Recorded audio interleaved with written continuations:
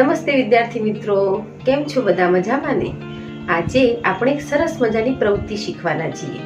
તમારા ઘરે મહેમાન આવે ત્યારે મમ્મી ચા બનાવતી હશે, બરાબર ને? તો ચા મૂકવા માટે આપણે કપ જે લઈએ છીએ તેના નીચેની ડીશ અને ચાનો કપ ઢાંકવા માટેની ડીશ બંને ખૂબ જ આકર્ષક રીતે આજે બનાવતા શીખવાના છીએ. તો ચાલો મારી સાથે. બાળ મિત્રો, આજે આપણે ચાના કપ મૂકવા માટેનું સ્ટેન્ડ બનાવવાના છીએ. ચાના કપની નીચે અને ઉપર પણ આપણે મૂકી શકીએ છીએ તે માટેનું સ્ટેન્ડ બનાવીશું. તેના માટે આવો ગોળ લાકડાનો ટુકડો આપણે જોઈશે. પછી આપણને મનગમતા રંગ હોય એ આપણે લેવાના છે. અને એક્રેલિક કલર લઈએ તો આપણે પાણી અડે તો પણ એ ખરાબ થતું નથી, તો કલરનો પણ ઉપયોગ કરવાનો છે. પછી આવી સ્ટીક મળે છે મંડલા આર્ટ કરવા માટે, તો આ સ્ટીકનો પણ આપણે ઉપયોગ કરવાના છીએ, જેનાથી નાના મોટા આપણે ડોટ કરી શકીએ છીએ. તમારી પાસે આ ન હોય તો તમે લાકડાની સળી, પેન્સિલ, બોલપેન અથવા કાન સાફ કરવાની સળીનો પણ ઉપયોગ કરી શકો છો. તો આ ન હોય તો પણ ચાલી શકે. હવે આપણે આજની પ્રવૃત્તિ આપણે શરૂ કરીએ. તમને જે મનપસંદ રંગ ગમતો હોય તમારે તે કરી દેવાનો છે. આ રીતે આપણે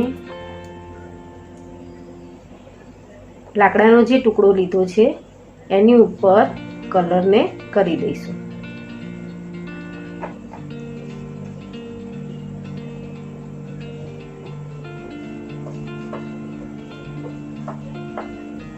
તમે તમારો મનપસંદ રંગ લઈ શકો છો.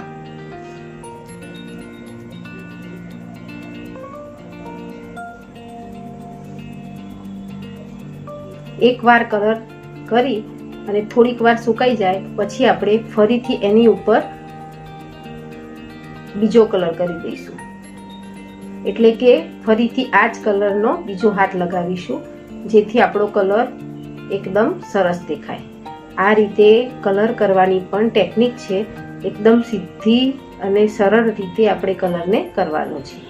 હવે આ એક કોટ આપણો થઈ ગયો છે. હવે એને આપણે સુકાવા દઈશું અને ફરીથી એની ઉપર બીજો કલર કરીશું. બાળ મિત્રો, તમે હવે જોઈ રહ્યા છો કે આપણો કલર સરસ રીતે સુકાઈને તૈયાર થઈ ગયો છે. હવે આપણે એની ઉપર સરસ મજાની ડિઝાઇન બનાવવાના છીએ.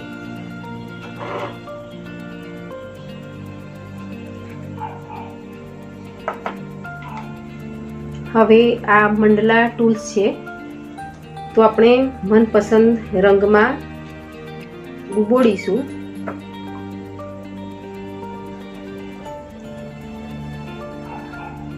આપણને જે રંગ ગમતો હોય એ આપણે લેવાનું છે. બરાબર મધ્યમાં આપણે અહીંયા એક ટપકું કરીશું. તમે અહીંયા જોઈ શકો છો કે સરસ ગોળ ટપકું થઈ ગયું છે. હવે બીજું લઈ અને આપણે આજુબાજુ પણ ટપકા કરવાના છે. તો અહીંયા એક ટપકું કરીશું,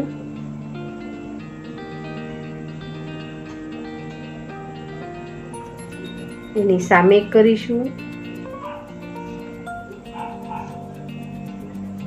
આ તરફ પણ કરવાનું છે.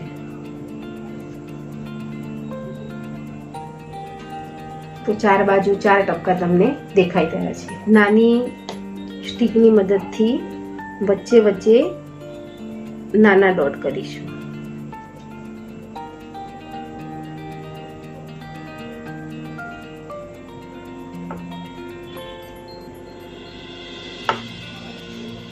આ રીતે આપણું જે કલર છે એ ખૂબ જ સુંદર દેખાઈ રહ્યો છે. આપણી ડિઝાઇન થોડીક નાની છે એટલે થોડાક ડોટ ઓછા થશે. હવે તમે અહીંયા બધી જ બાજુએ આવા મોટા ડોટ કરી શકો છો. અથવા નાના પણ કરી શકો છો.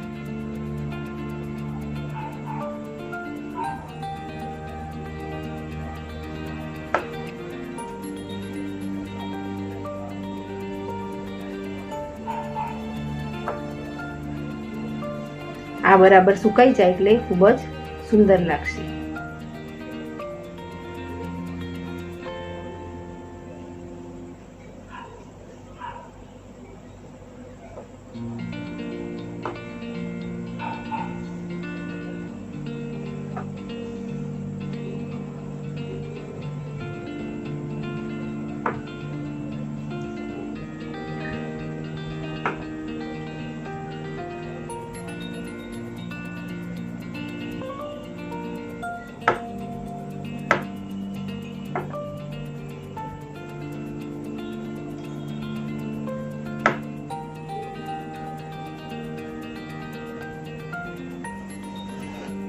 આ રીતે તમારી ડિઝાઇન તમે બનાવી શકો છો. અહીંયા વચ્ચે તમે નાના ગોળ પણ કરી શકો છો. આ રીતે આપણું સરસ મજાનું ગ્લાસ મૂકવા માટેનું સ્ટેન્ડ તૈયાર થઈ ગયું છે.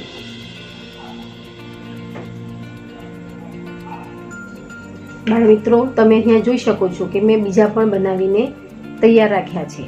મેં અહીંયા ક્લેનો પણ ઉપયોગ કર્યો છે. આપણે ન કરવું હોય તો પણ ચાલી શકે. આમાં મેં થોડાક નાના ડોટ લીધા છે અને આમાં મોટા લીધા છે. તમને બનાવવામાં સરળતા રહે એટલા માટે થોડાક મોટા ડોટ લીધા છે. તો આ રીતે આપણે બનાવી શકીએ છીએ. હવે આપણે આ હજુ આપણું લીલું છે, સુકાઈ જાય પછી આપણે એનો ઉપયોગ કરી શકીએ. તમે અહીંયા જોઈ શકો છો કે ચાનો કપ મૂકવા માટે પણ, નીચે મૂકવા માટે પણ ઉપયોગ થઈ શકે છે અને ઉપર મૂકવા માટે પણ આપણે ઉપયોગ કરી શકીએ છીએ.